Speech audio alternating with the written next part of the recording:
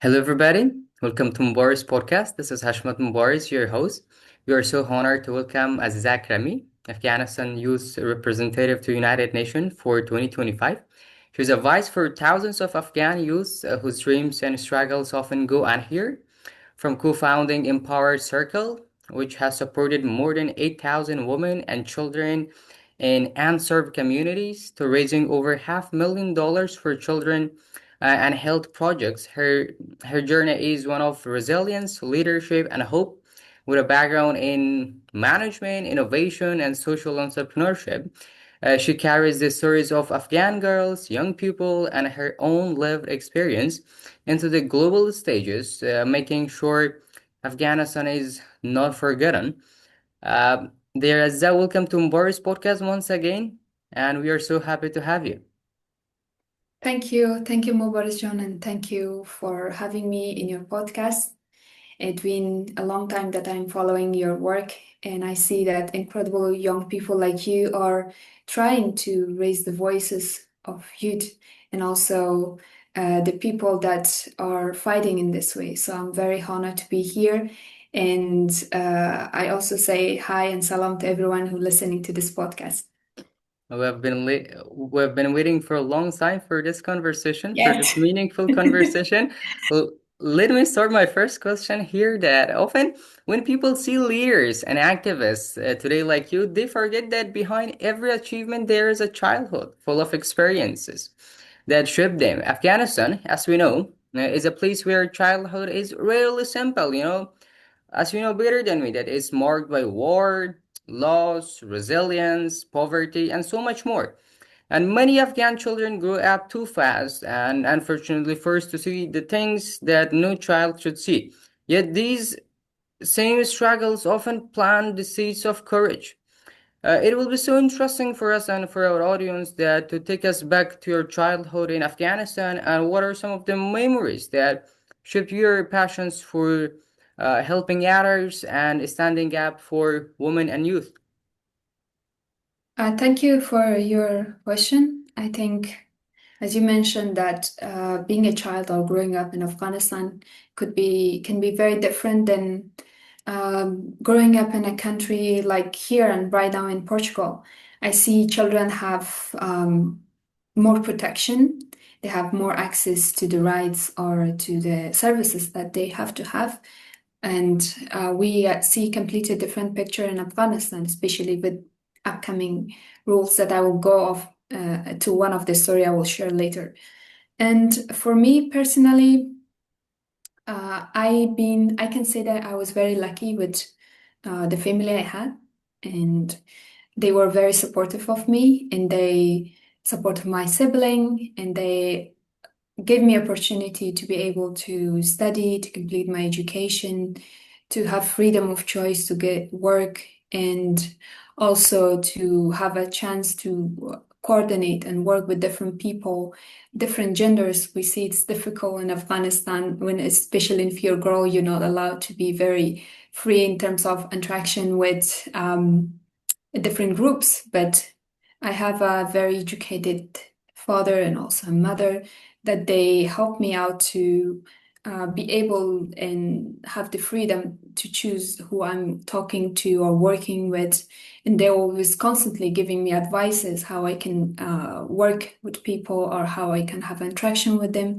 My mom never had a formal education, but she was a very smart woman. She was one of the women that I always admire and most of the person I am right now, my personal life and also in my career, she's an icon for me, and she's someone that I always look at her. Um, in Afghanistan, like everyone else, I had a very simple childhood. I was playing around with kids, with cousins and neighbors, and then I completed my school. After school, I come to Kabul University, and You completed your school at Kabul. yes, at Mhm. Kabul. Yeah, I grew up in Kabul. Yep, that's great. I wish we could have more families like you, supportive fathers, supportive mother, to support their daughters, to support their wives, to support their female peers. And but let me also say this, that as I have reached your educational background, I've noticed that you have co-founded Empower Circle, which it is a lifeline for many women and children in Afghanistan. And as I have read, I think you guys have reached to more than 8,000 women who are struggling to survive under the harshest conditions that a human being can imagine.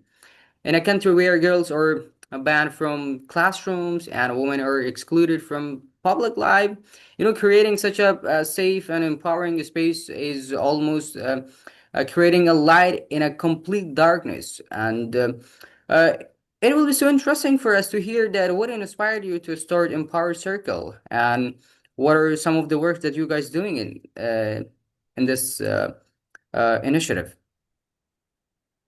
Well, regarding the Empower Circle, we started building up the proposal and the plan back 2020. Hmm. And by 2021, we were able to receive a grant from an organization called Blossom Hill Foundation.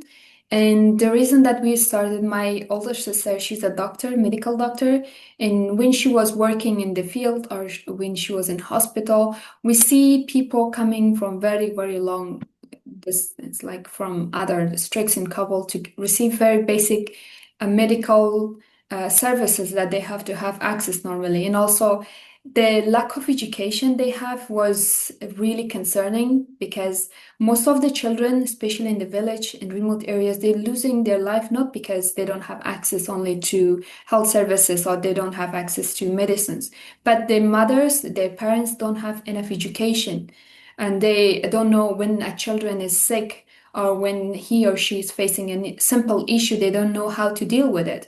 And if they don't have access to doctor, the child is losing their life or they're facing a serious medical issue that can last for long lifetime. And this was one of the reasons that we see this is a problem. And when we build up this remote clinic, we were able to help out not only giving very basic services because we can't go very advanced, but Hmm. also the education, the health education that we are right now helping the women and the children, the communities that this hard to reach is significant and it make a huge impact. And I hope that we can see this replica of the same system to improve health education in Afghanistan, not only the health services.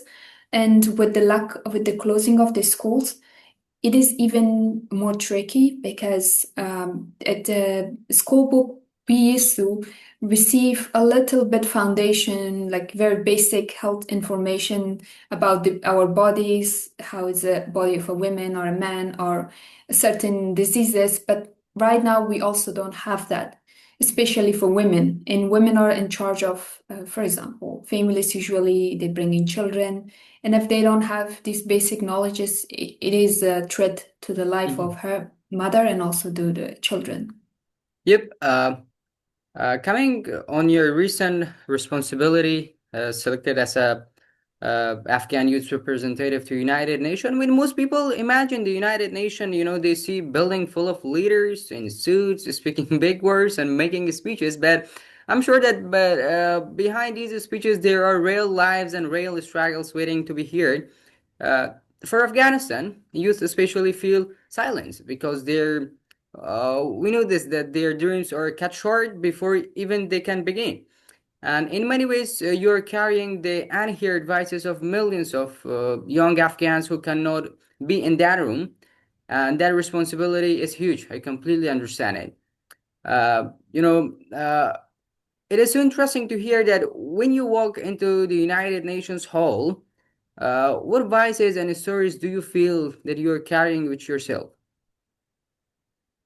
Well, regarding the UN, it is a very complicated system. It has different bodies into it. It's just not one organization. It is a huge organization that working for different causes. And as someone who consider herself a young leader. And for us, especially in Afghanistan, that right now we don't have very, we're not in a priority for the world. It's Hmm. very empower. It's very powerful when a young person uh, that representing a generation of her country coming and talk for the young person for their challenges, for their dreams. It is very powerful, and we didn't have this type of program or any young leader for the past 3 years because of the this crisis that happened. And for me, it is a challenging responsibility. Not only something that I really like and I'm motivated and I'm passionate Hmm. and working every day for it, but at the same time, it is a challenging responsibility, especially when Afghanistan is not in the priority of the international communities. And I'm also having a problem because I'm not in direct access with the youth community inside Hmm. Afghanistan, and we are using the very limited channels that are still available to contact youths, to talk to them, to hear to stories, to listen to their stories. So we can have a real voices, we can have real impact stories, then we can connect and bridge both of side. And for me, whenever I start talking to UN people, talking to the EU bodies. For me, I have three priorities. The Hmm. first priority is the rights and the full rights of women into education and all their human rights, because I believe that solving women's problem right now in Afghanistan is going to solve many problems in Afghanistan, Of not course. especially regarding women, but also regarding the funding, investment, and entire mental health issue that right now youth are going through. It is indirect related to current oppression that women are facing inside Afghanistan.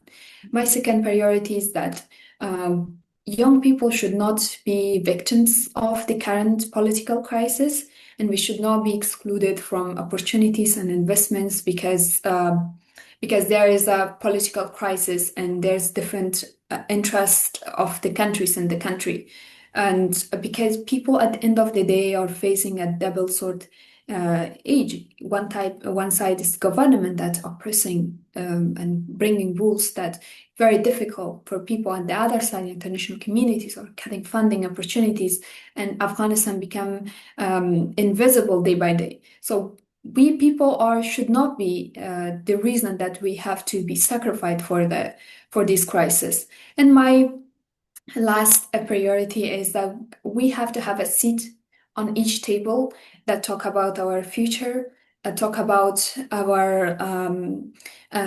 our like decision that made behind our back that related to our country. We young people want to be included. We young people want to have a voice in it. And for most of the people think that when you are youth representative to United Nations, or when you are from a United Nations side or any other organizations that have international oversee, it doesn't mean that you automatically have going to be included in these tables or Hmm. in this discussions or in this decision making process. Hmm. So we want to be considered into that, and my mission is to make this happen. We need to be included, and this is a must, because whatever happened right now in Afghanistan is the result of us being excluded from our decisions about our future. And we want a stable peace with alongside prosperity, peace that lasts few years, but at the end of the day, it kills and silently women of a country, and also oppress minorities of a country is not considered peace. So this is three priorities whenever I go to any table, whenever I sit or include my voice in any of these EU bodies or UN bodies. I always make sure that I mention these 3 points and I talk for my Yep. people, especially the young generation. You have mentioned about victims of politics. Unfortunately, Afghani students, especially in the last years, they are the victim of the politics due to the travel ban in the US. I know tens of Afghani students who got on prestigious universities in United States, and they have been admitted. They got a scholarship, including myself. That last year I've got several full-funded scholarship, but Unfortunately, due to the travel ban, I was not able to get my student visa. By the way, but right now in Afghanistan, Afghanistan is one of the most difficult places in the world to be a woman. I'm sure that you know better than me, and I can feel it with every cell in my body. And girls are denied education, women are pushed out of jobs, and their freedom is cut down in every possible way. And yet, in the middle of this, Afghan women continue to raise, like you, to speak and to lead, even if it means risking their safety, as we have seen it in the last 4 years, that how they are defending their right and how they are standing for a common good. And being a young Afghan woman in leadership, I'm sure, is about courage in the face of danger, in the face of criticism, and so much more. And many people, unfortunately, see the success, but they do not see the challenges and the obstacles that you guys are come acrossing.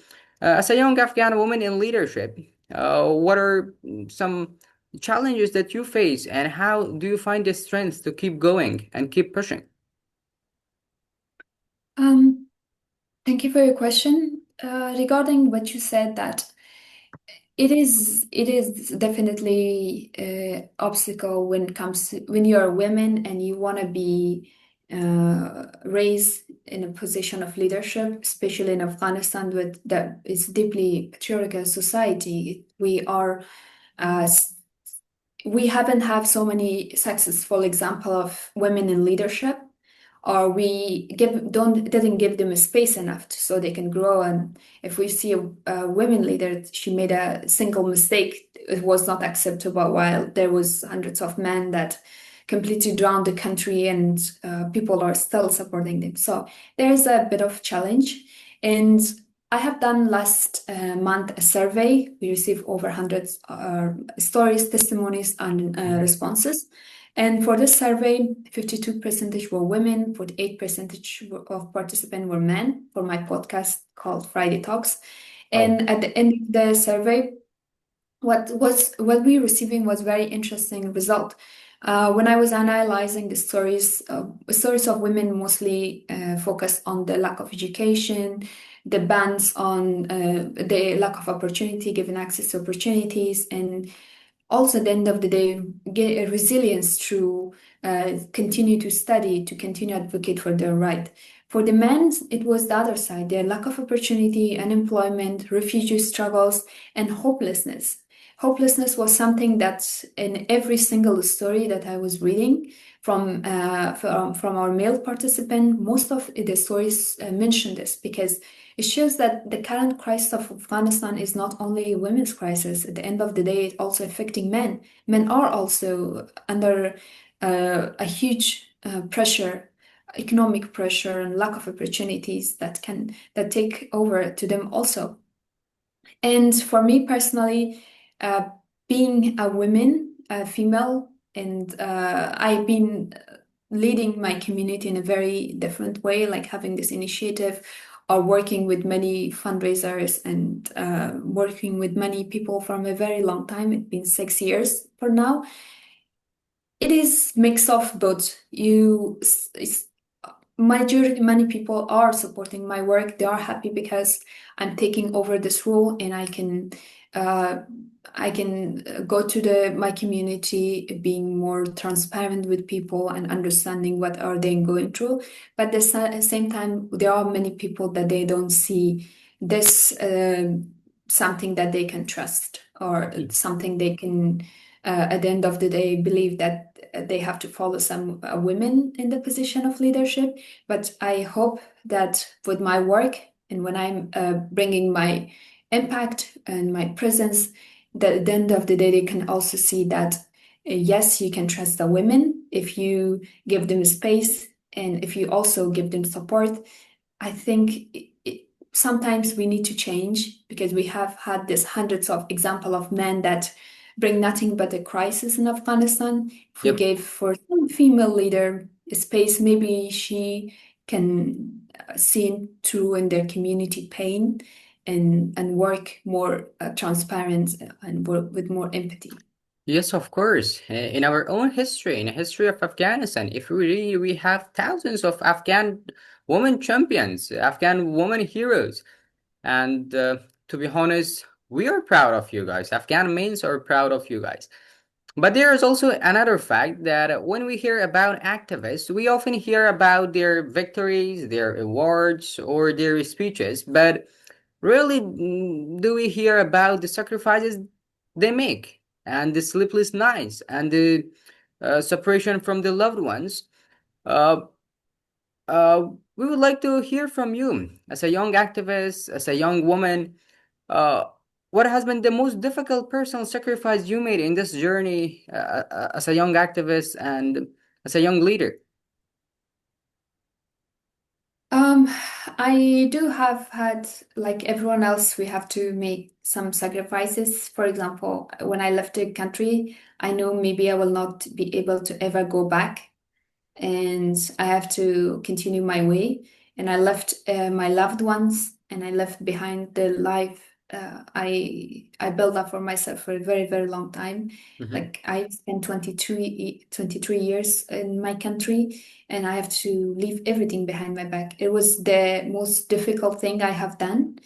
And I was very happy with my life when I left it. It was very difficult for me to come a new country and adjust everything from and start everything from zero, and new learning new languages, uh, finding new friends, new connections, getting a new job, finishing your education. It was everything happened at the It's like same time. starting from zero. Yep, I completely understand it. It was challenging for me, and this was the biggest sacrifice because you have to leave everything behind and you have to start from zero. But Yep. when I see back, I'm happy that I made this sacrifice, because at the end of the day, it just empowered you to be more to stand for yourself. If today I go to any part of the world, I can start from zero and I know I will be fine. Yeah, but I can make sure you that it's worth it. It's worth it. And Yeah. thank you once again for what you're doing for our sisters inside and outside Afghanistan. But beyond politics, beyond representation, uh, I can see you're also a human being with your own personal dreams, interests, and passions. Many young Afghans today are forced to give up their personal dreams for survival, unfortunately. But it's important to remind the world that Afghan youth also deserve joy, ambition, and happiness. If Afghanistan were free tomorrow, many young people would finally be able to dream once again, to go back to schools, to build businesses, to create art, to sing a song, or maybe to dance. But your personal dreams can inspire others. I'm sure that it can, and it did a lot. To believe that life is not just about survival, but also about hope and about creativity and about having someone that we love. If Afghanistan were free tomorrow, women in schools, peace back on the streets, and what personal dream would you chase for yourself? Something maybe beyond politics or beyond representations? I think for me, if I can go back to my country and everything be fine, I want to travel entire country. Something I never had a chance to. I always wanted to go different cities and different provinces because of war and the culture restrictions. I never was able to travel, but now I want to do it. I love hiking, and maybe first thing I will do is I will do hiking to one of the Hindu Kush locations between Yep, Nuristan and Panjshir. There's a yep. very nice Hmm, place hmm. that I really want to do hiking. Wow. Nuristan is also my favorite province. Once Yeah, I it's very beautiful. have been there. But as a last question there, right now, as I have said before, millions of Afghan girls are locked away from classrooms. Their futures is stolen before they even begin. Yet they continue to hold on to hope, often in secrets, standing for their rights, reading books at home, and learning online and doing so much more quietly, but they still, believe on hope and they still fight for what's good for everybody. If you could speak directly to every Afghan girl listening right now, what would you tell about uh, hope to them? If I can say one thing to Afghan women right now, I know how it feels to be inside Afghanistan because I've been 2 years when the government fell apart, and it was very difficult moment for women especially because you didn't know what was happening in the just especially first month Mhm. because we were receiving reports other provinces that women were gone from their homes, and every parents were scared and afraid for their daughters, for their wives or mothers, that this is if what happened, what if this happened inside our family. And that was a big fear that maybe not so many people understand unless they're in this the same situation. And after that, slowly losing job, not being able to go to the school, and you just walk on the street and some random person stand and say why your color of your clothes is white, not black, and you just listen to this all these advices and these opinions, and you can't do anything because this is now a law. And if you say anything, you will go to the prison because you have a different, your Yep. color of clothes is not black, but it is You're white. right. There's awful laws that make no sense. But one thing I can say, even the middle of the crisis, what if you might not have access to everything, but you have access to your voices, and you have access. You can always choose different. We as a human, no matter what is the situation, we have a freedom of choice. If we can't make it happen, at least and first in our mind, we don't choose to comply to these rules. We have to understand that these things are not normal. These never Mhm. should be the rule of a society. This is a not normal situation. You should never, ever, ever think and accept this as a normal behavior. And you have to always have this in your mind and talk about it as much as you can, and keep men of your family accountable because they have responsibility next to you because you are the mother, the sister, or you are the wife. They have to take care of you and they have to give you access to this rights that everyone should have to. So first, never accept this as a normal behavior and remember that you deserve better. This is normal situation. Second, always try to, any way possible, get the access to opportunities, educate yourself, never stop educating, never stop complying to this rule. And third, keep men of your country or community accountable and tell them this is not normal and Yep. uh, they should not normalize this. And I'm hearing because some stories that I'm hearing, people now, one of the women I was interviewing is, she was saying when I go out of the home, people and men in the streets, they gave me opinion of how I should dress up. They gave me opinions of where I should go or where I should not go. They basically, it's a second line of oppression that now men in Afghanistan doing a free policing job for women. So we have to talk about this. We should not let this to be normalized. And we women also have a big responsibility toward keeping men accountable. We cannot say because our community is patriarchy, we have to just sit silent. We always have to talk about this. Yes, And as a John, personally, I strongly believe in the young generation of this country because they know what is their right and they know what is good for everybody, not for a for a specific group of people, and they are more educated. And I know, like you, hundreds of young Afghan men and women that they are working tirelessly, day and night, to stand for each other and to have each other's back. And I would like to say thanks for all of them. As a John, thank you once again for joining us on Mubariz podcast. I would like to say, on the behalf of all Afghan youth and especially Afghan girls and women, we are proud of you, and your work is about courage, and you yourself have to be proud of it. It's about resilience and keeping the hope of a nation alive.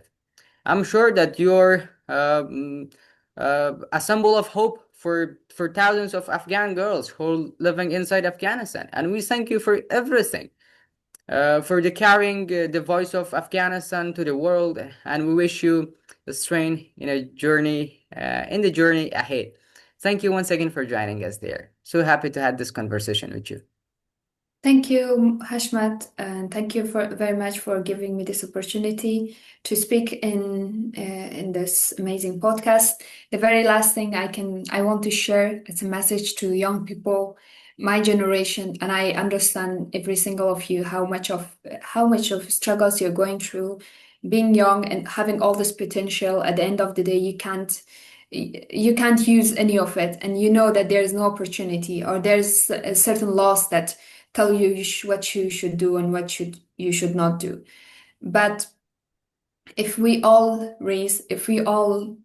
get together and we have a voice together, we can change many, many things. We are young people. We have the potential. We can change it. And I dare all of you to dream the change and speak up. My voice may be one person, and if 100 other people, 1,000 other people stand beside my voice, it is going to definitely make a change and make an impact. Thank you.